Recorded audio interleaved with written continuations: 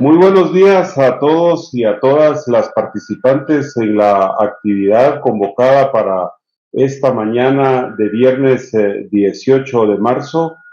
Es para nosotros, las organizaciones que estamos involucradas en el webinar, el Instituto de Formación e Investigación MUNICAT, la Fundación de MUCA y la organización IDEAS. Es, como digo, mucho gusto el poder contar con la presencia de ustedes en este mecanismo inusual hasta hace algún par de años, pero ahora bastante común, que es el de tener la disponibilidad de las tecnologías de la informática para sacar adelante iniciativas como esta. Nosotros como instituciones siempre estamos en el interés de llevar hasta los funcionarios públicos, hasta los responsables y tomadores de decisiones en el sector público, todo tipo de actividad formativa que tenga relevancia en un momento de la coyuntura nacional, o bien sea que también esto venga producido por iniciativas que de alguna forma van surgiendo desde la sociedad civil. Esa ha sido la tarea de nosotros en el campo del desarrollo local y por eso ahora hemos hecho esta triple alianza para hablar sobre un tema que recién ha cobrado vigencia. Es un acuerdo de la Contraloría General de Cuentas que está orientado principalmente al tema relacionado a la transparencia en la gestión pública, que involucra a diversos funcionarios en diversos niveles de las instancias públicas. Y todo esto, pues, para decir que efectivamente estamos en la disposición de apoyar este proceso de formación, porque claramente, como se trata de un acuerdo de reciente creación, el año pasado apenas fue creado, pero ha cobrado vigencia este año. De esa cuenta, que entonces nuestros compañeros que son parte de IDEAS, una de las tres organizaciones que estamos organizando el webinar esta mañana, los licenciados Óscar Aguilar y Giovanni Garrido, ellos serán los que faciliten el conocimiento de esta mañana y de nueva cuenta a nombre del Instituto MUNICAT, de la Fundación de MUCA y de IDEAS, les damos la más cordial de las bienvenidas, recordándoles que este será un webinar que quedará luego colgado tanto en nuestras redes sociales como en el canal de YouTube, que oportunamente les enviaremos la comunicación para que puedan tener acceso al mismo. Sin más que decir, le dejo la palabra a Giovanni y a Óscar. Buenos días, Óscar. Buenos días, Giovanni.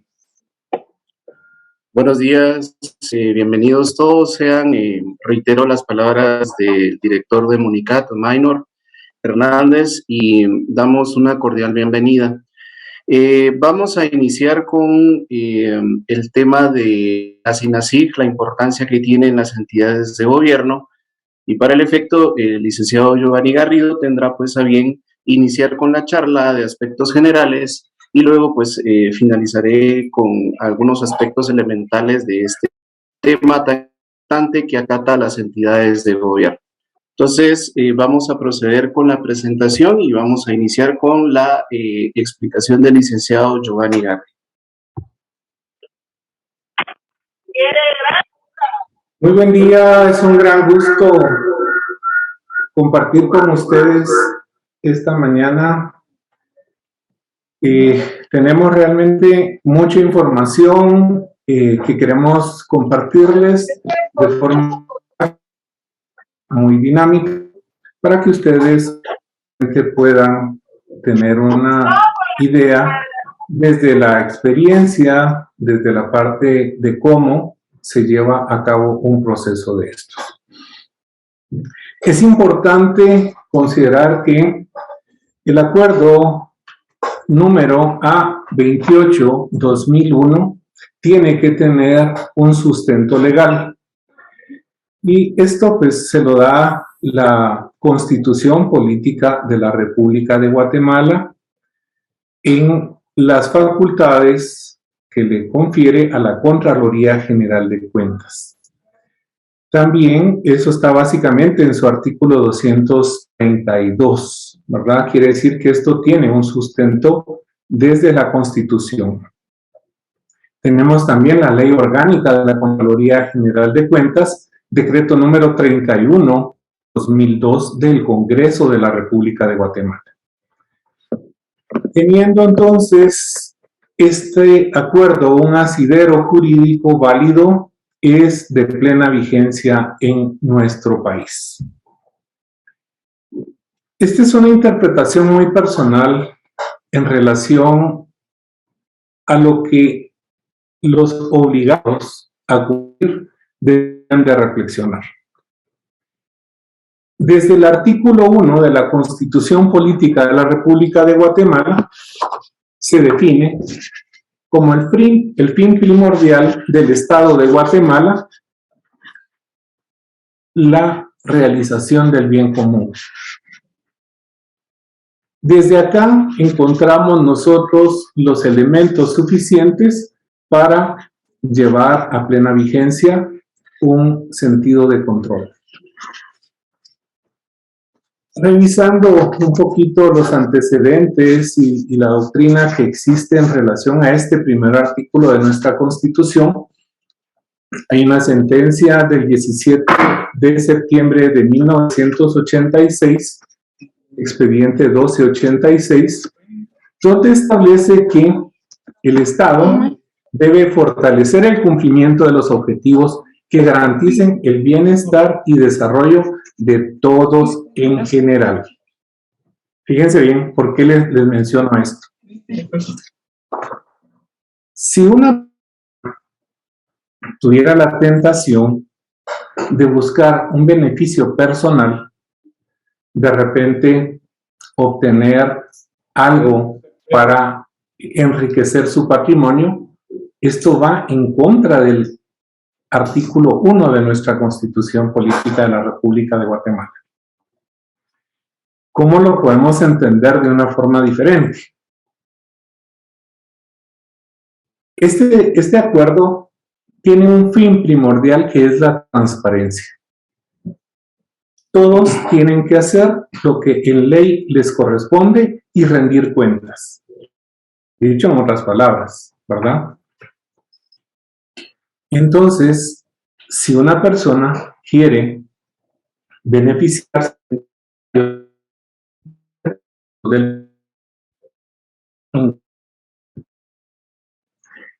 Y eso nos lleva a reflexionar el tema ético. La ética es buscar también el buen vivir, el buen compartir, el desarrollo humano en su máxima expresión. Entonces, vemos un mandato constitucional, vemos una búsqueda de un bienestar común y vemos ejecutores y actores en este proceso. Si una persona, repito, decidiera enriquecer a costa de la función que realiza, estaría en un problema ético que al final lo va a llevar a un problema legal. Asusta un poco esta mi interpretación, pero es una forma de interpretar el por qué nace esta forma de hacer una evaluación, por qué nace esta forma de un sistema nacional de control interno gubernamental. Más que leer definiciones, vamos a reflexionar, porque es un tiempo muy corto el que tenemos. Esperamos en una próxima oportunidad estar con ustedes y desarrollarlo hasta la profundidad, de forma técnica, de forma profesional y con la experiencia que tenemos como expertos en estos temas. ¿Por qué es importante entonces que como Estado de Guatemala tengamos un cumplimiento ético? ¿Por qué es necesario que exista una regulación legal? Porque la diferencia entre un acto moral y ley es que la acción moral es decisión personal. Yo decido si hago el bien común o yo decido si soy un antisocial. Yo decido si voy a cumplir una norma o no la voy a cumplir. En países y ciudades muy desarrolladas hay muchas cosas que se dan por hecho, por costumbre. Disculpen, no he cambiado la diapositiva. Todavía estoy en la parte introductoria, ¿sí? No he cambiado la diapositiva. Esta es solo una reflexión para que comprendamos el sentido del acuerdo. Entonces, hay cosas que se hacen en los países desarrollados, como por ejemplo, estar en un parque y que ninguna persona vaya a hacer sus necesidades al parque. Eso es mal visto, eso es rechazado por la sociedad.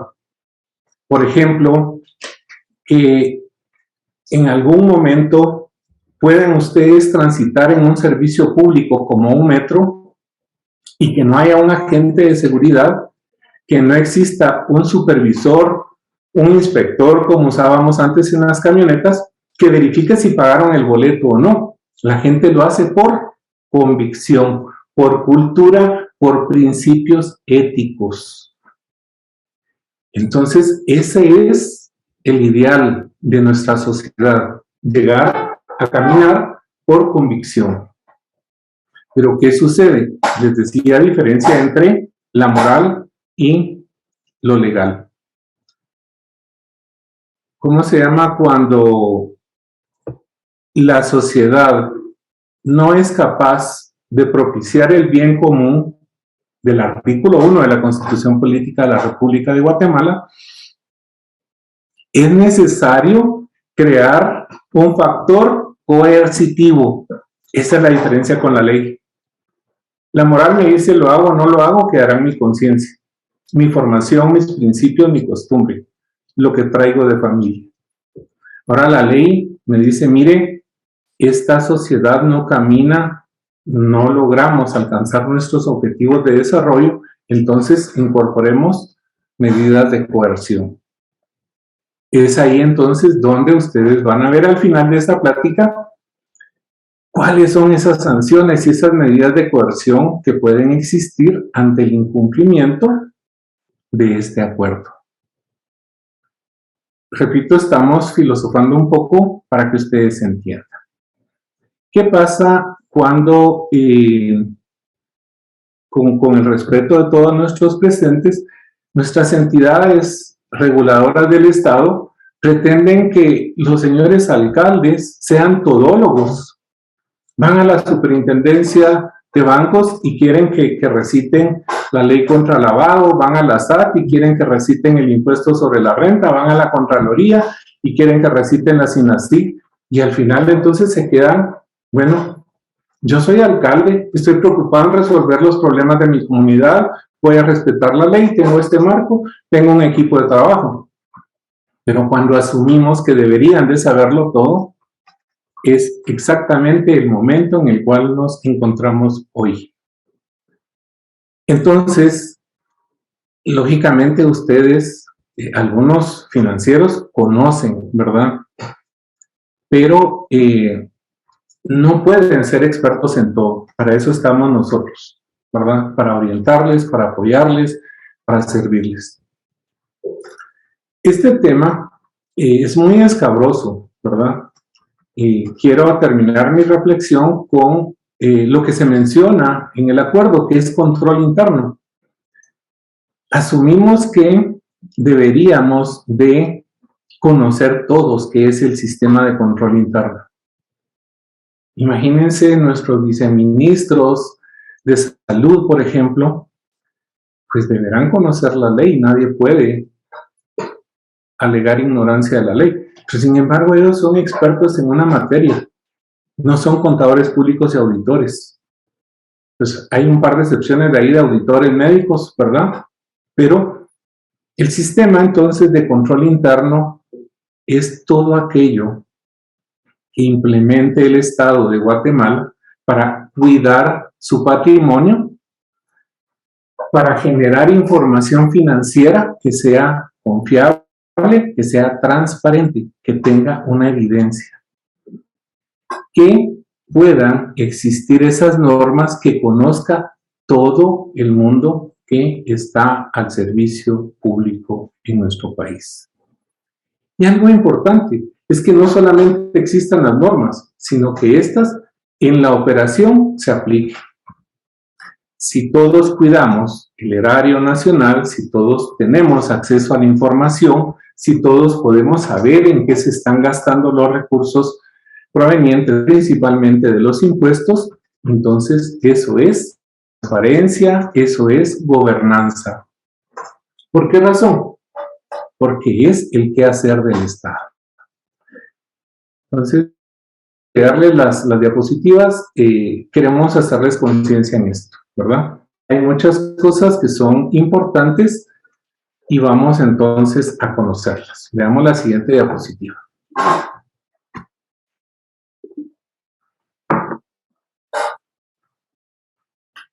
Esto ya se los mencioné, ¿verdad? Es el acuerdo el acuerdo número A28-2021, ¿verdad? Acá lo que hace es conceptualizar lo que yo ya les he mencionado, pero yo se los he querido explicar con otras palabras que sean más comunes, más entendibles. Lo que pretende esto es una forma diferente, un nuevo sistema de cómo enfrentar el control. Ya acá nuestro distinguido Lic Aguilar les explicará a fondo esa parte para no redundar. Pero esto está basado en marcos internacionales. No crean, con el respeto de quienes hayan propiciado este acuerdo, que han descubierto el agua azucarada. Ya en Chile, por ejemplo, tenemos este mismo modelo de gestión de riesgo que fue adoptado en el año 2016. Y esto fue adoptado por el Consejo de Auditoría Interna General del Gobierno de Chile, 2016. En Guatemala empezamos vigencia 2022. Este modelo es internacional y básicamente está basado en una herramienta que se llama COSO, ¿verdad? Que no es el tema de hoy, pero está basado de ahí. Incluso el ordenamiento que se ha emitido a nivel internacional dice con toda precisión que su base es este modelo COSO. ¿Qué es lo que pretende realmente el sistema que estamos nosotros analizando acá como Sistema Nacional de Control Interno Gubernamental? Ejercer una adecuada fiscalización. De alguna manera, el ente fiscalizador de las entidades del Estado quiere ampliar su base de fiscalización. Es difícil tener un equipo de auditores y de revisión para un Estado, pues ya es grande, ¿verdad? Y una estructura pública bastante amplia. Entonces, lo que se pretende es que a través de las entidades ejecutoras se les está trasladando y compartiendo la evaluación del riesgo y la presentación de informes. ¿Para qué? Para que la Contraloría pueda ejercer su función basada en toda la teoría que nuestras entidades van a presentar. Busca algunos aspectos básicos, ¿verdad? Ya se los he dicho en otras. Queremos a través de SINASIG una eficiente y eficaz uso de los recursos. La eficiencia y la eficacia lleva a una... Pero entendamos que la economía no debe ser comprar barato. Es que lo que nosotros estamos invirtiendo en recursos permita alcanzar los objetivos, permita llegar a nuestra comunidad, a llevar salud, a llevar educación. ¿Cómo? De una manera eficaz y eficiente. Esto sería alcanzar nuestras metas con el mínimo de esfuerzo en recursos y el menor tiempo posible. si una entidad si una entidad para realizar, por ejemplo, un puente, tiene que hacer el proceso 3 veces, porque las 2 veces anteriores no quedaron bien, porque hubo por ahí un problema técnico, o tuvo que reforzar el puente porque no hubo un buen sistema de análisis de suelos, por ejemplo, eso no es eficaz y no es eficiente. La organización debería hacer el puente bien hecho desde la primera vez, con la menor inversión de recursos.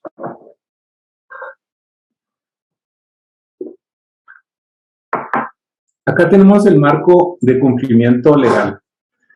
Ya les mencioné nuestra Constitución, es que no hay para dónde. Es nuestra Carta Magna, es nuestra sombría.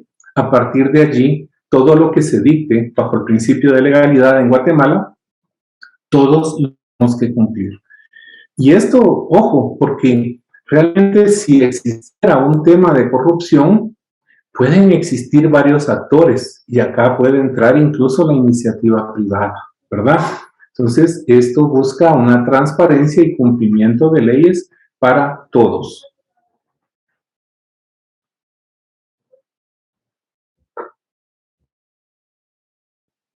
Es importante en cualquier sistema de información financiera que tengamos resultados. Si una empresa, por ejemplo, tiene pérdidas recurrentes todos los meses, no se da cuenta porque la información no está al día, no está presentada de forma correcta, nunca se va a dar cuenta que tenía pérdida y seguirá con esto. Lo mismo en el Estado. Nuestros funcionarios de gobierno, nuestros alcaldes, tienen que saber su gestión, ¿verdad? Y quienes fiscalizan, que tener a esa información. Eso es transparencia, ¿verdad? Hay un acceso a la información pública donde todos podríamos saber en qué se están invirtiendo los recursos que cada quien tiene que administrar. Un aspecto importante, ya se los mencioné en mi apreciación inicial, es la salvaguarda del patrimonio, ¿verdad? Si el ético, la Constitución que yo les ponía, cada funcionario público pensara que su hijo o su hija tiene que presentar una tarea en la escuela y se lleva 20 hojas de papel bond, hagan ustedes un cuenta. ¿Cuántos funcionarios hay por 20 hojas de papel bond? ¿Cuántas resmas son? ¿Cuánto dinero eso implicaría? Entonces, no es posible que eso suceda. Llévenlo al nivel que ustedes quieran. Entonces, salvaguarda del patrimonio, ¿verdad?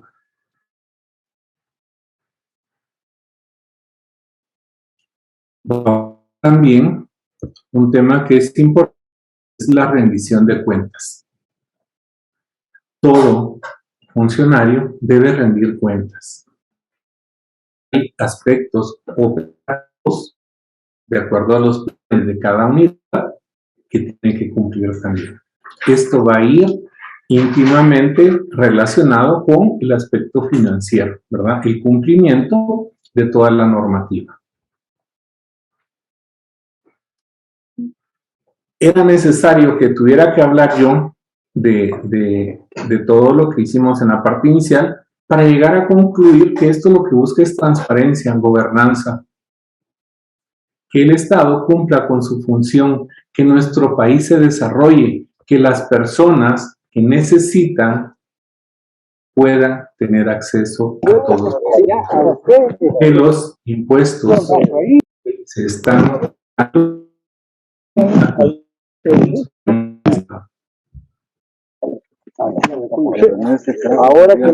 Pues esto lo vamos a ver rápido, ¿verdad? Porque estos ya son los objetivos. Básicamente, todo lo que haga el Estado para la salvaguarda de su patrimonio, para la generación de información financiera confiable que genere transparencia, es un propósito del control interno.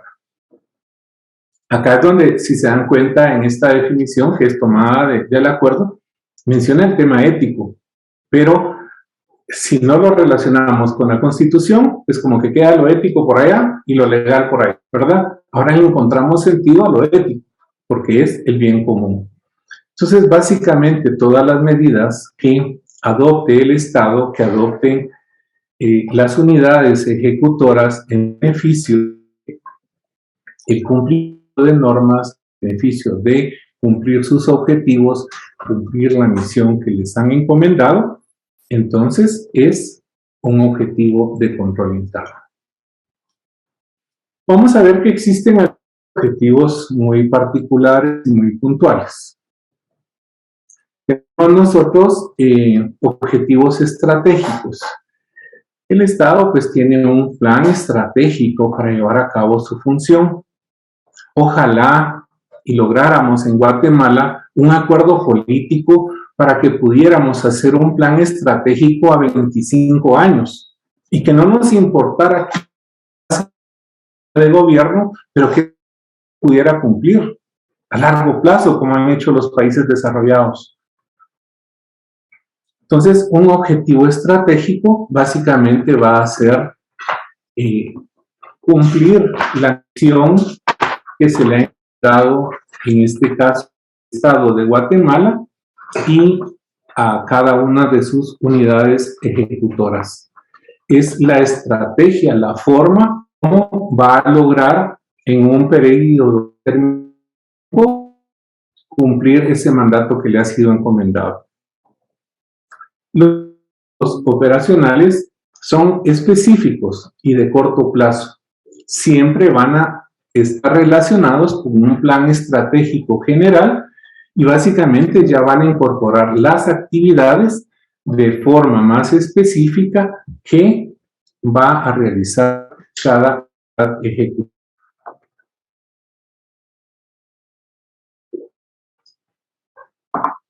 Tenemos información.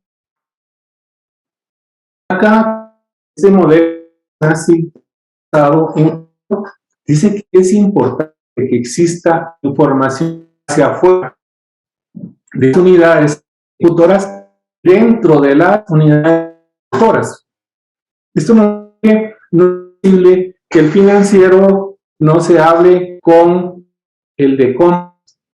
No es posible que el financiero no se hable con el de nóminas. Eso no funciona, no está bien. Hace que el proceso se detenga y lo hace deficiente y va a incidir en que no se puedan las metas. Entonces, la información es importante dentro y fuera, ¿verdad?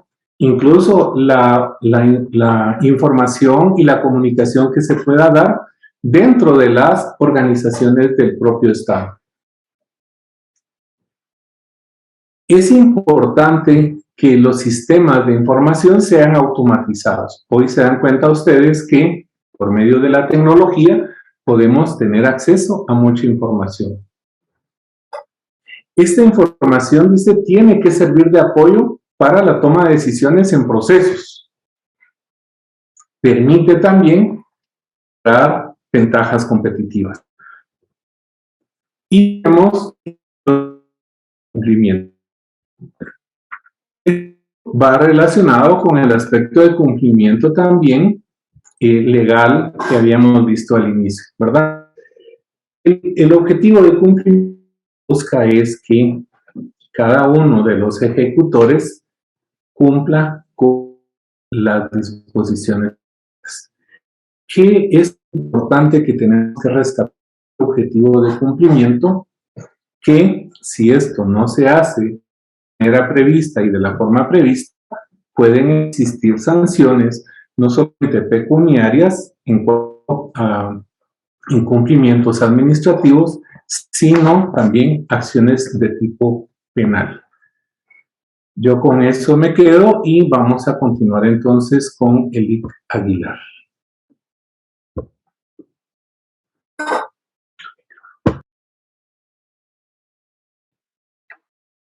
Muy bien, vamos a continuar, solo vamos a esperar unos aspectos técnicos Voy a volver a compartir pantalla. Permítanme un momentito.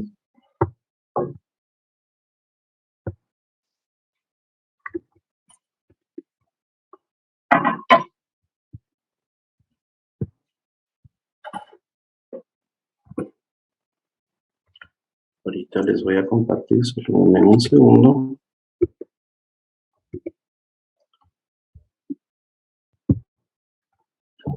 Mientras el Aguilar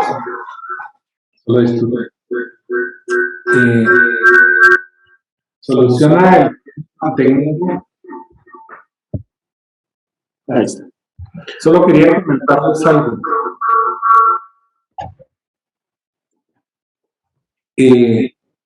Básicamente, cuando ustedes estén haciendo la valoración del sistema de control de sus unidades basado en riesgo, recuerden que cada organización es diferente. No se vayan a dejar sorprender que les vendan una plantilla que ha sido elaborada para otra organización. Aun cuando fuera realizada una plantilla, un modelo de valoración de riesgo para una municipalidad y lo quieran aplicar en otra, no es procedente. Podrían hacerlo, tal vez engañar a alguien, pero cada unidad ejecutora tiene sus propios factores de riesgo. Cada unidad ejecutora debe dar una respuesta diferente al riesgo que va a enfrentar en función del cumplimiento normativo. Estamos listos con el ICAILA. Bien, gracias, licenciado Giovanni. Vamos a continuar ya con unos aspectos elementales. Podemos entonces que la SINASIG, como bien lo indicaba el licenciado Garrido, tiene responsables en la implementación, y eso es lo que nos acota a tomar conciencia de qué es lo que vamos a realizar en este momento. Entonces la SINASIG menciona 4 responsables. En primera instancia, pues está la máxima autoridad de cada entidad pública, que tiene como objeto implementar y supervisar el efectivo funcionamiento del sistema de control interno gubernamental. Es la principal promotora de ejercer una cultura de cumplimiento. Entonces, la máxima autoridad debe de formular ese escenario óptimo para que el control interno, que es un proceso diseñado e implementado por la administración, funcione de forma tal que logre cumplir sus objetivos. Luego, la misma SINASIG menciona un equipo de dirección. Este equipo de dirección básicamente es un equipo técnico que va a apoyar a la máxima autoridad a lograr establecer riesgos institucionales, lograr formular una estrategia de acción que permita aplicar adecuadamente el control interno que ya existe en cada entidad de gobierno. Entonces, el equipo de dirección tiene que ser determinado, tiene que ser los más técnicos, los más conocedores en su puesto de trabajo de cuáles son sus posibles riesgos. Este equipo de dirección tiene una función muy importante y es recomendar a la máxima autoridad cuáles son los riesgos más significativos. Una de las situaciones que vamos a ver acá es cuál es el sentido de determinar riesgos, ¿verdad? Entonces, el equipo de dirección tiene esa función básica, que es orientar y brindar a la máxima autoridad cómo es que se han establecido riesgos y cómo es que vamos a dar cumplimiento o tratar de minimizar a un nivel aceptablemente bajo esos riesgos ya establecidos. Por otro lado, la misma SINASIG menciona al servidor público. Aquí es donde ya andamos todos en conjunto como servidores públicos. Somos responsables de la operatividad eficiente, somos responsables de una buena ejecución, somos responsables como servidores públicos desde nuestro puesto de trabajo, brindar esa certeza de que nuestro trabajo lleva todo el cuento normativo legal, porque lógicamente pues, la responsabilidad para la cual yo tengo una función tiene un sentido estratégico. Si a mí me pusieron en el compras, tengo que hacer una adecuada selección de los proveedores. En la parte financiera, pues tengo que ver por la adecuada ejecución de recursos. Ahí es la implicación de SINASIG hacia toda la entidad como tal. Y no dejemos por un lado la auditoría interna como parte finalizadora. Mucho se ha dado en este proceso de implementación, tiene que participar. El auditor interno está para fiscalizar y brindar un servicio de aseguramiento de los objetivos. El auditor interno lo que va a hacer acá es verificar ese cumplimiento del control interno institucional. En ningún momento va a tomar una decisión hacia alguna acción de compra, de pago, no.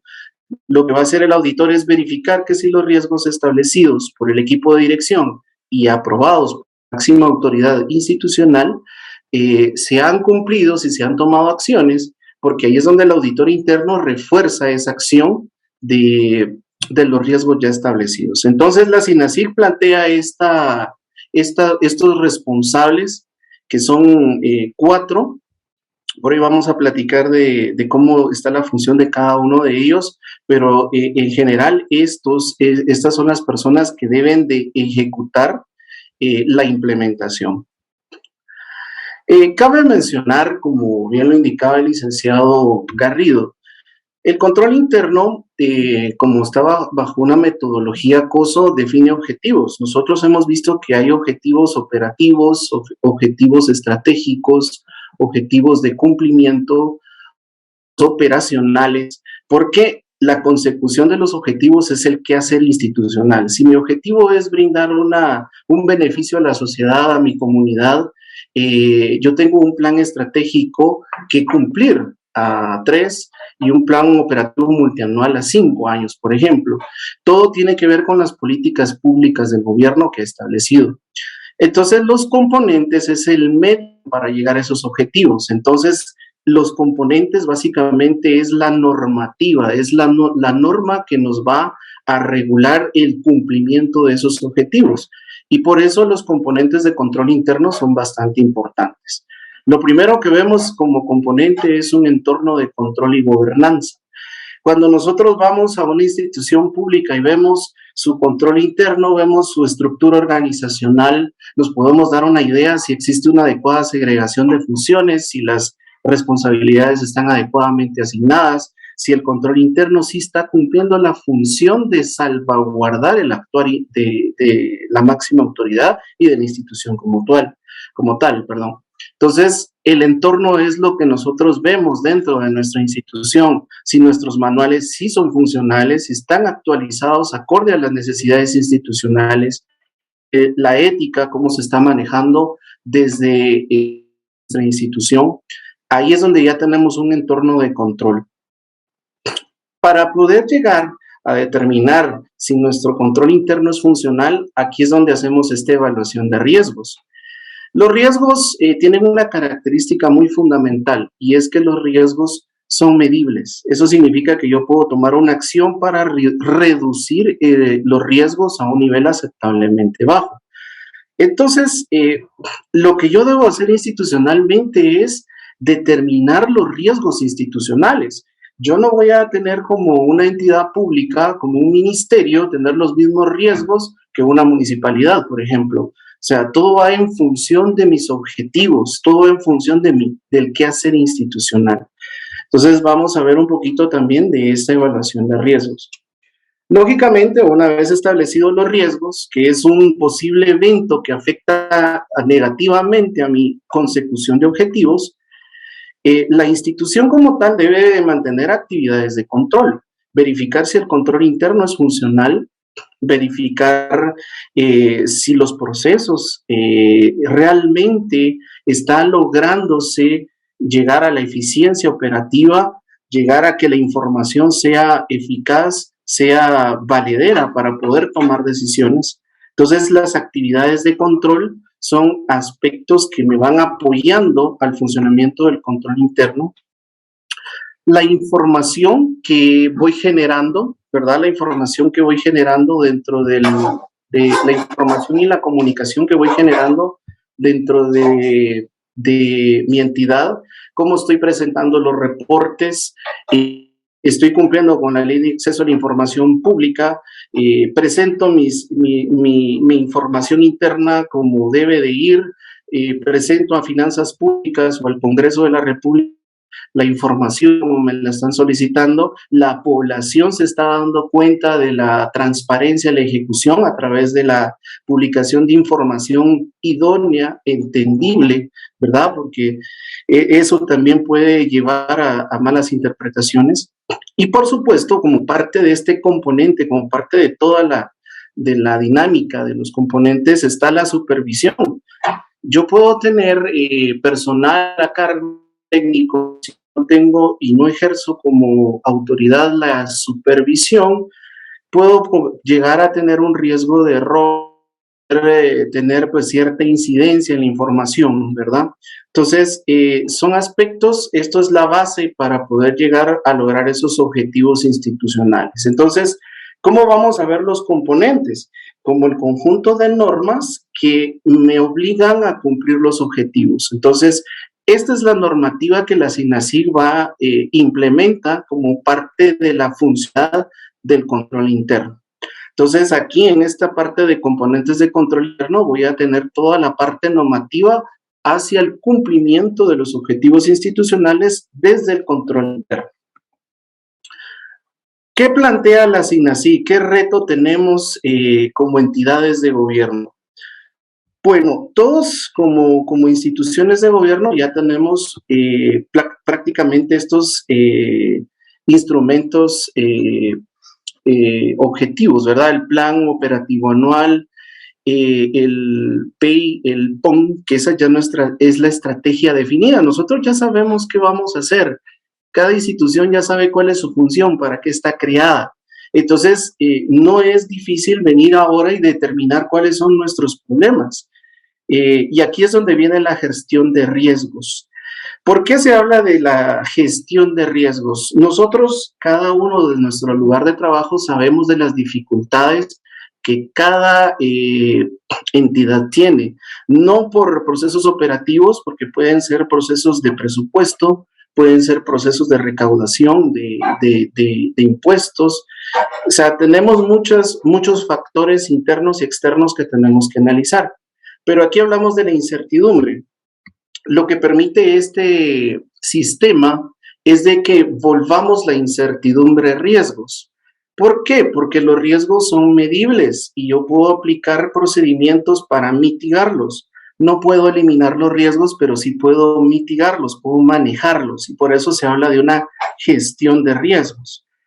Lógicamente, cuando yo ya tengo una gestión de riesgos, yo conozco cuál es la debilidad que padece mi institución en función al control interno, ahí es donde yo implemento controles. Si yo sé que las compras, cuando hago una compra por eventos de cotización, hay factores internos que pueden afectar el proceso, como pueden ser el nombramiento de la junta, puede ser las publicaciones que no cumpliendo en los tiempos definidos, no van elaboradas de forma tal que pueda cumplir con la transparencia en la ejecución, o se puede malinterpretar eso. Entonces ahí implemento controles. Yo sé mi debilidad y ahí es donde tengo que implementar aspectos de control. ¿Cuál es la misión que busca la SINASIG? Como bien dijimos, cumplir nuestros objetivos institucionales. Si yo quiero realizar un puente, entonces que ese puente tenga la mejor calidad en todo lo que es los suministros, que la transparencia en la ejecución sea de forma tal que la población esté contenta porque le llegó el beneficio, y nosotros como institución pública logramos presentar una ejecución acorde a la necesidad de la comunidad. Entonces, esa es la misión. Por lo tanto, este ciclo, como es un sistema de control interno gubernamental, se va a repetir. Y aquí es donde vemos una retroalimentación. Ahorita voy a explicar básicamente cuál es esa retroalimentación. Pero haciendo un adelanto, todo esto se va a repetir a partir del año 2023. ¿Qué es lo que pasa ahorita en el 2022? Eso es lo que procedo a explicar en este momento. ¿Qué voy a presentar en el 2022? ¿Qué nos tiene a nosotros preocupados en este momento para la presentación de instrumentos? Pues bien, la SINASIG en el acuerdo A28-2021 que en una fecha máxima, que es la que voy a mencionar en un momento, tengo que presentar ciertos instrumentos de forma institucional, ¿verdad? Aquí es donde ya el equipo de dirección, la máxima autoridad, tiene que ponerse en consenso para trabajar estos instrumentos. De primero vamos a tener una matriz de evaluación de riesgos. ¿Qué es lo que va a hacer esta matriz? Como ya conocemos los objetivos institucionales, ya sabemos el quehacer institucional, lo primero que vamos a hacer en esta matriz es determinar cuáles son nuestros riesgos, y por eso lo primero es un inventario de hacer cuáles son aquellos limitantes o cuáles son aquellos problemas que cada área dentro de la entidad presenta, o cada problema externo que pueda afectar mi ejecución de objetivos me pueda afectar. Entonces, el inventario de riesgos es muy importante. La misma SINASIG da una guía de cómo formular este inventario de riesgos, que los riesgos obviamente van desde los estratégicos, los operativos, los de cumplimiento y los de información. Luego se hace una ponderación. Aquí es donde vemos la probabilidad de severidad, la probabilidad de que ocurra un evento y la severidad que va a tener un impacto de si ese riesgo llega a ocurrir en cierta forma dentro de la institución. Entonces, la probabilidad tiene una metodología de cálculo, como también la severidad. Entonces, todo esto que les menciono, pues está contenido en la SINASIG a través de las guías. Luego de que hemos esta probabilidad y severidad, determinamos un riesgo inherente.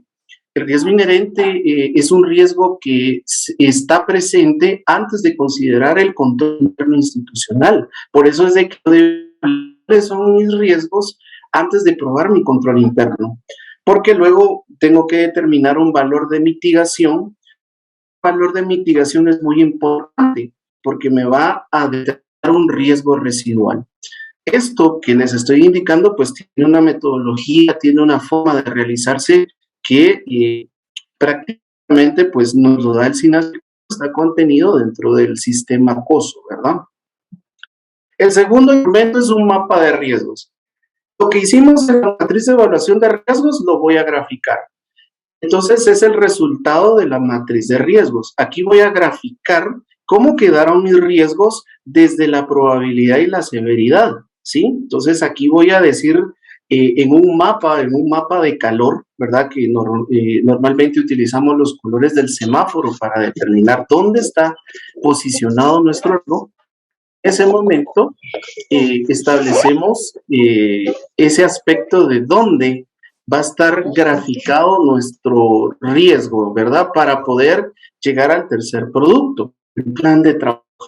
Una vez que yo he definido cómo está mi panorama en función a los riesgos, voy a elaborar un plan de trabajo de riesgos. Este plan, básicamente, va a ser mi plan de acción institucional para dar respuesta a los riesgos, ¿verdad? Para dar ese accionar sobre la posible consecución de riesgos institucionales. Entonces, aquí voy a asignar responsables, voy a definir tiempos, y aquí es donde la auditoría interna tiene que tener contemplada una evaluación allá por septiembre de este año 2022 para ver cómo es de que se ha logrado alcanzar, minimizar o mitigar esos riesgos que ya se han establecido. Entonces, el plan de acción es básicamente lo que voy a hacer para mitigar el riesgo. ¿Cómo es de que voy a implementar un control para poder reducir ese riesgo que yo plenamente he identificado desde la matriz de riesgos? Estos datos es lo que se denomina informe anual de control interno, que para el año 2022 nosotros lo vamos a conocer como un diagnóstico. ¿Por qué se va a conocer como un diagnóstico? Porque lógicamente este es el primer año que se está ejecutando. Entonces, como es el primer año que se está ejecutando, tenemos que tener presente lo siguiente. El informe anual contiene estos tres elementos que son el anexo al informe anual. El informe anual, pues podemos ver en la SINASIG la guía de cómo se estructura el informe anual, que tiene pues todos los elementos de la institución, y que esos elementos de la institución donde describe qué hace la institución, cuál es su misión, cuál es su visión, va a tener como anexo su análisis institucional en cuanto a los riesgos. No es de que me esté diciendo la Contraloría, o lo que yo debo de entender de esto es cómo me encuentro institucionalmente ante las debilidades de los riesgos que ya he establecido. Una de las formas para lograr establecer estos riesgos es los informes de auditoría interna anterior y los informes de Contraloría. Ahí están señaladas las debilidades de las cuales vienen traducidas en recomendaciones. Entonces, viendo la línea de tiempo, cómo estamos en este momento, la vigencia de esta SINASIR cobra vigencia el 1 de enero de 2022. Ahí es donde empieza este aspecto. Aunque creo que alguien tiene activo su micrófono, si puede apagarlo, por favor. Perdón. Gracias, muy amables. La vigencia es del 1 de enero, entonces, cuando entra a vigencia. Y si vemos, la aprobación tiene que ser el 30 de abril, o sea, estamos a menos de un mes y medio para aprobar estos 3 instrumentos. Tenemos que ser enfáticos en este punto. La aprobación la hace la máxima autoridad, pero aquí los responsables son quienes diseñaron todos estos elementos para llegar al diagnóstico, que es para el 2022. Entonces nosotros conocemos este año como el año de implementación. Este 2022 es el año de implementación. Por eso es que no vamos a presentar un informe anual de control interno. Vamos a presentar un diagnóstico de cómo es de que nosotros estamos en este año viendo los riesgos. Porque a fin de año tenemos que ver ese seguimiento que se le ha dado a estos riesgos determinados. Entonces, este es nuestro panorama. Esto es lo que debemos de cumplir como fecha focal el 30 de abril. Va. ¿Qué nos espera para el año 2023? Bueno, ya viéndolo a futuro, ya viendo lo que es lo que va a pasar, pues definitivamente vamos a volver a hacer este ejercicio. Recomendable que empecemos por ahí en el mes de septiembre a alinear nuevamente estos objetivos, a determinar los riesgos. Volvemos a hacer una matriz de riesgos, pero ahora ya tenemos la experiencia del año 2022, qué es lo que está pasando, vemos el mapa de riesgos, lo volvemos a plantear. Entonces volvemos a hacer, ahora sí se le va a llamar para el año 2023 informe anual de control interno, ¿sí? Hay una diferencia básica acá, que vamos a tener otro instrumento, pero que ese ya va a ser para el año 2023, y ese se llama matriz de continuidad de evaluación de riesgos. Esa es la diferencia. O sea, no confundamos que yo para este año voy a tener la matriz de evaluación de riesgos que presentarla. No, eso es para el 2023. Y tiene que ser el 13 de enero de cada año. O sea, a partir del 2023, lo que voy a hacer yo para este 2022, lo voy a empezar a hacer para cada 13 de enero. Entonces, mi equipo de trabajo, máxima autoridad, mi equipo de trabajo tiene que estar consciente que esto lo tiene que trabajar y presentármelo con la antelación debida para que pueda aprobar como máxima autoridad estos instrumentos y denotar que he dado un seguimiento. Muy bien, entonces, ¿qué pasa si yo no cumplo con esta normativa? ¿Qué consecuencias vemos nosotros desde el lado de consultores y del lado de la Contraloría? ¿Qué consecuencias hay de no aplicar la SINASIR? ¿Qué pasa si yo no lo hago? Bueno, primero, como ya es un sistema, ya es una implementación de ley, ya está en implementación, lo primero que genera es un incumplimiento a una ley y regulación aplicable. Recuérdense que la Contraloría General de Cuentas, cuando hace sus evaluaciones, siempre está viendo si existe cumplimiento de la ley orgánica del presupuesto, si hay cumplimiento de la ley de contrataciones del Estado. Entonces, esta es una ley, esta es una aplicación, entonces va a haber un incumplimiento. Lógicamente, esto nos lleva a la imposición de hallazgos. Imagínense ustedes empezar dentro de la implementación de un sistema que lo que quiere garantizar es gobernanza, lo que quiere garantizar es transparencia, tengamos un incumplimiento y tengamos un hallazgo. Eso ya nos hace ver que nosotros estamos teniendo cierta resistencia a este cambio, que no es malo, sino que al contrario, es una forma de que nosotros como instituciones demostremos la adecuada consecución de objetivos a través de nuestra capacidad instalada. Vamos a tener sanciones económicas, por supuesto. El ente fiscalizador, dentro de su reglamento, dentro de su ley orgánica, tiene la imposición de multas pecuniarias, pero algo muy importante también, cabe mencionar que la auditoría interna en este año aplicó también nuevas normas denominadas NAIBU. ¿Y qué de cambio tiene las NAIBU para la auditoría interna? Si la auditoría interna logra presentar un hallazgo, logra determinar la existencia de un hallazgo, desde la auditoría interna, fíjense, no hemos llegado ni siquiera al ente fiscalor como la Contraloría, pero la norma nos pide ahora como auditores internos que tenemos dos funciones: o denunciamos el hecho de un hallazgo o pedimos un reintegro. O sea, si yo pongo un hallazgo como auditor interno, solo tengo dos acciones: pido reintegro o tengo que hacer una denuncia. O sea, tengo que fundamentar muy bien el hallazgo, y eso ya está contemplado en la nueva normativa también vigente para este 2022 para las unidades de auditoría interna. Entonces, tengo dos frentes de ataque: la auditoría interna, que me va a decir usted incumplió, y sobre todo la Contraloría, porque este va a ser digamos, la prueba, y la Contraloría el otro año sobre esto va a evaluar. Eso también denota una falta de transparencia institucional. Puede ser visto como que yo no quiero que se vea lo que yo estoy ejecutando, no quiero transparentar la ejecución. Creo que debemos evitar ese tipo de situaciones, porque la transparencia institucional habla bien de la entidad pública. Tenemos tantas situaciones dentro del gobierno que pues las cosas se pueden hacer bien, y la SINASS lo que busca es esa transparencia institucional. Por último, como un último análisis, podemos decir que la Contraloría puede inclusive hasta interpretar una resistencia a la acción fiscalizadora. Recuérdense que la Contraloría dice, bueno, usted tiene un documento, no está firmado, y es hallazgo, ¿verdad? O sea, a veces hay criterios que debemos de tratar de consensuar con ellos para no llegar a tener problemas o malas interpretaciones, inadecuadas interpretaciones sobre la imposición de hallazgos.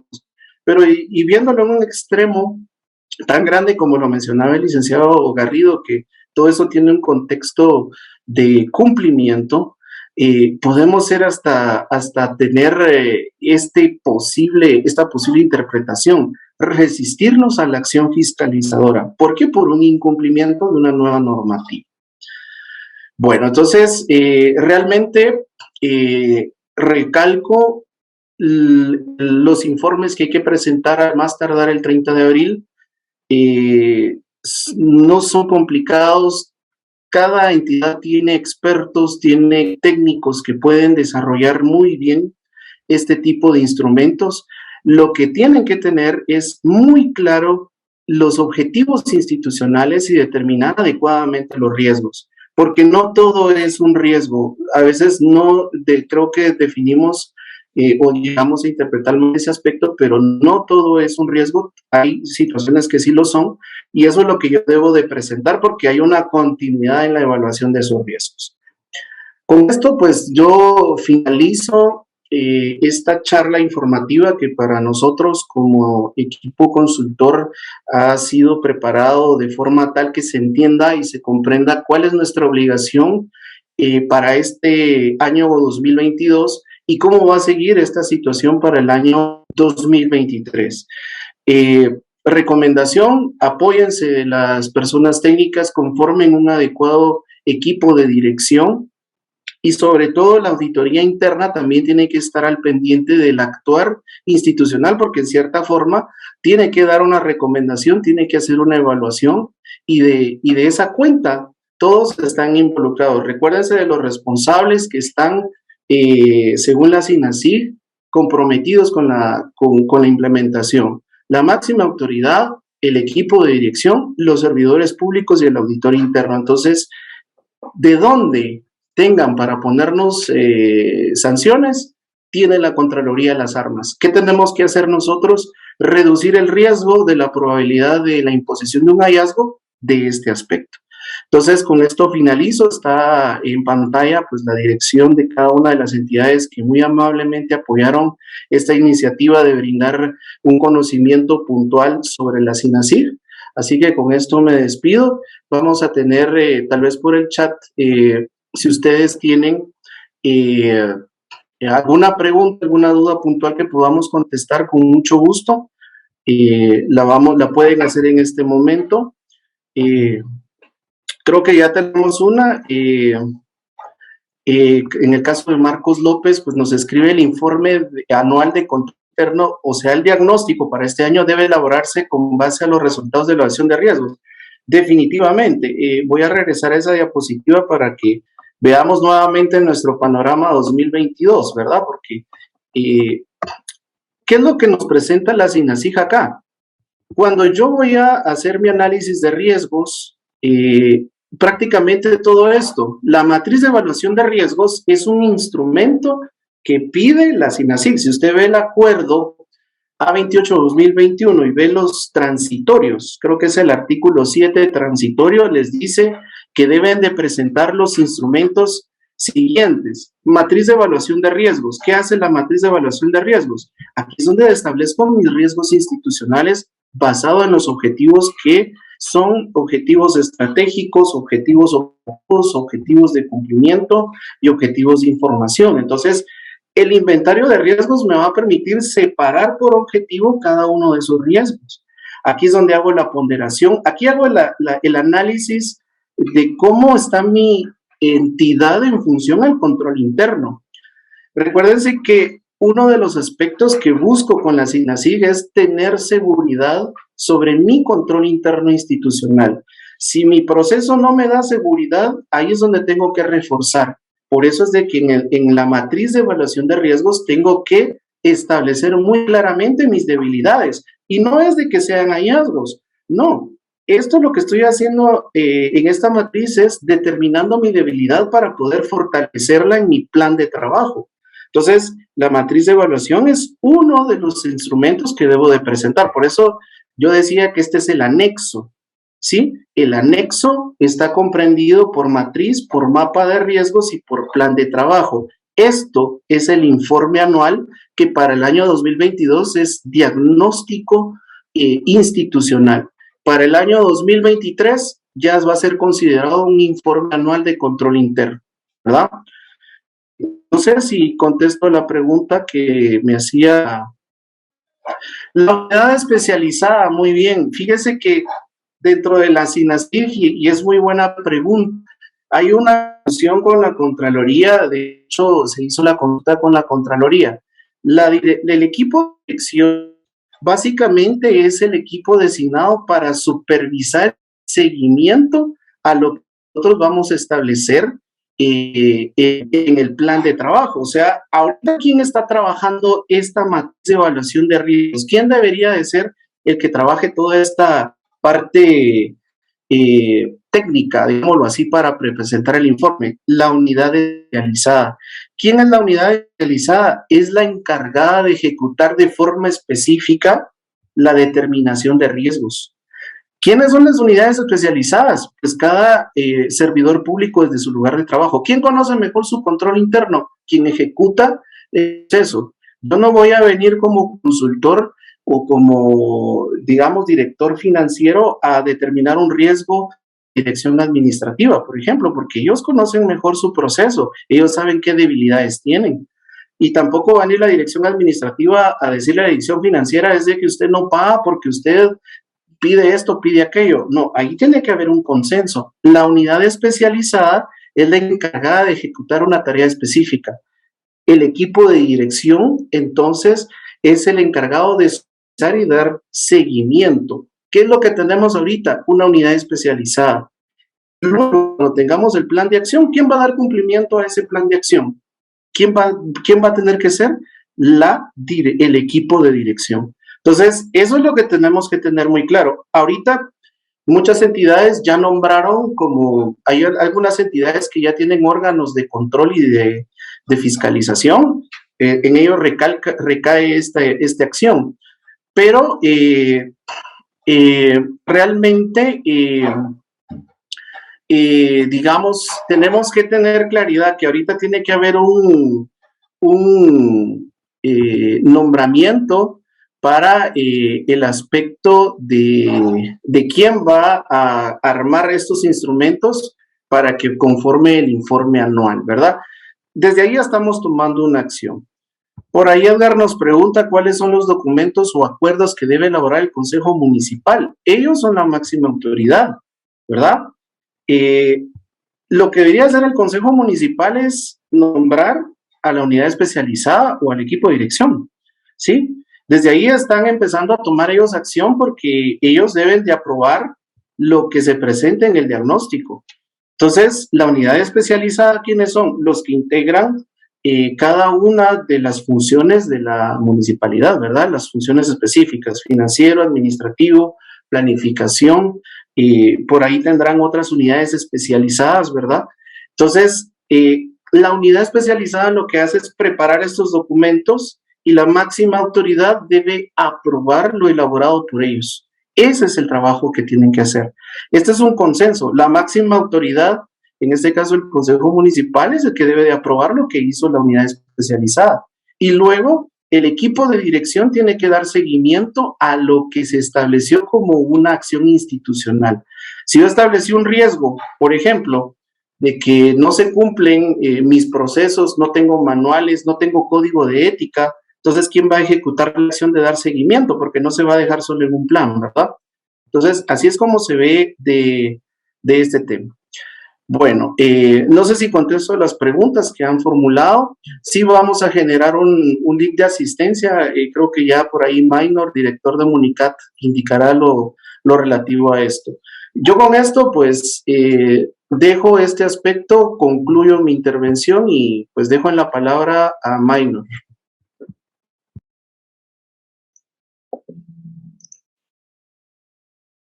Muchas gracias tanto a Oscar como a Giovanni por haber nos mostrado esta mañana todos los entresijos que tiene esta nueva normativa de la Contraloría de Cuentas.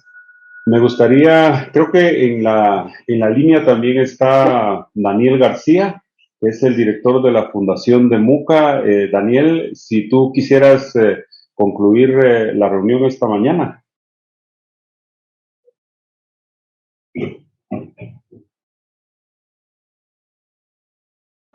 Bueno, en caso contrario, entonces les agradecemos mucho lo que ha sido su asistencia a este webinar. Tenemos efectivamente el panorama bastante claro. En los próximos días recibirán una comunicación porque tanto Oscar como Giovanni como el equipo de la Fundación de MUCA y el Instituto Municat estamos trabajando en un curso un poco más a profundidad, más a fondo, que pueda tratar esta normativa de tal manera que cuando sean implementados en las distintas unidades ejecutoras, como nos ha quedado claro es el concepto la mañana de hoy, entonces se puede hacer de la mejor manera posible. Será para nosotros un gusto enviarles la información a los correos y a las coordenadas que nos han dejado para la inscripción de esta actividad. Nuevamente, muchas gracias por participar. Hola, Minor. Ahí está, le estoy dando la bienvenida a don Daniel García. Daniel, buenos días. Estamos terminando disculpad, pero es que tú... Sí, cómo no, he estado escuchando las dos intervenciones del licenciado Garrido y de don Oscar, licenciado Oscar Aguilar.